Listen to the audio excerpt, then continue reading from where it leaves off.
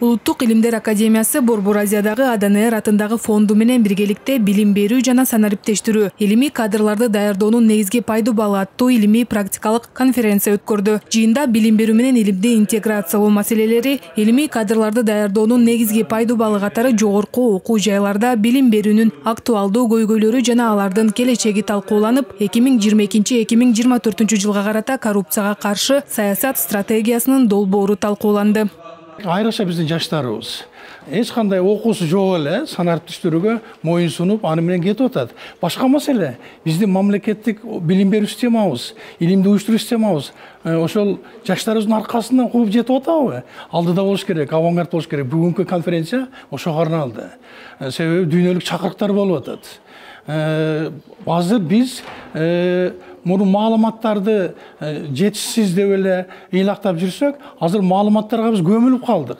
Ошону айырмалап, ошого анализ берип, ошону сорттоп алууга бизге бир гана ушул цифрлык санариптик технология жардам берет. Бүгүнкү күндө кадр даярдоо маселесине өзгөчө көңүл бурула баштады. Бул тууралуу мамлекеттик катчы Сүйүнбек Касманбетов билдирди. Анын айтымында билим берүү жана кадрларды даярдоонун азыркы абалы алдыга койгон максаттарга жооп бербейт. Бүт дүйнөдө билим берүү санарипт технологияларына көчүп өнүгүп жатканда Кыргызстандагы бул процесстин четинде калбашы абдан маанилүү. Дүйнөдө санариптештирүү абдан чоң деңгээлге жетти.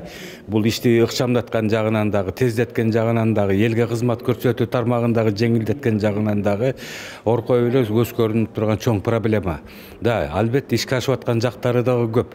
Бирок ошону дагы мындан ары тереңдештирүү, ирилештирүү маселеси туруп атат. Кадрларды өлкөдө сактап калуу маселеси туруп атат. Анан кайсы тармакта кандай кадрлар керектигин изилдеп чыгып, ошого жараша атайын илимий базаларды түзүү, окууларды түзүү, усулдарды ачуу маселеси каралып атат да.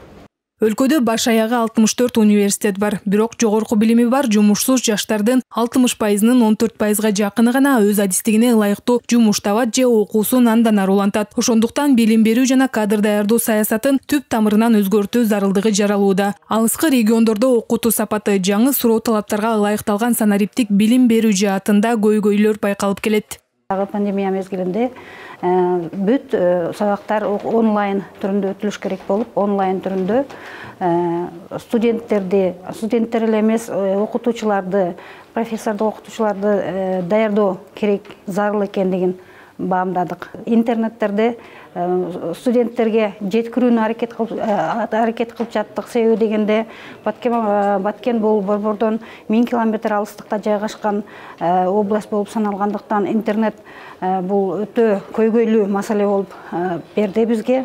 Көптөгөн мамлекеттер билим берүү процессин ачык айкын жана натыйжалуу кылуу үчүн санариптик технологияларга өтүшүүдө. Нано технологиялар адамдарды ар тараптан курчап турат. Алар ар бир үйдө, мекемеде, ишканада, мектепте жана университетте. Билим берүү тармагын санариптештирүү бир гана аткаруу үчүн мерчем эмес, азыркы заман талабы. Кыргызстанда эң көп каражат билим берүү тармагына бөлүнөт. Каражаттарды башка жака бурбоо жана туура багытка жумшоо зарыл. Мындай чаралар өлкөнүн андан ары ыраттуу өнүгүшүнө өбөлгө түзөт. Мырзайым Жолдошбекова, Адилет Марсбеков, 5 канал.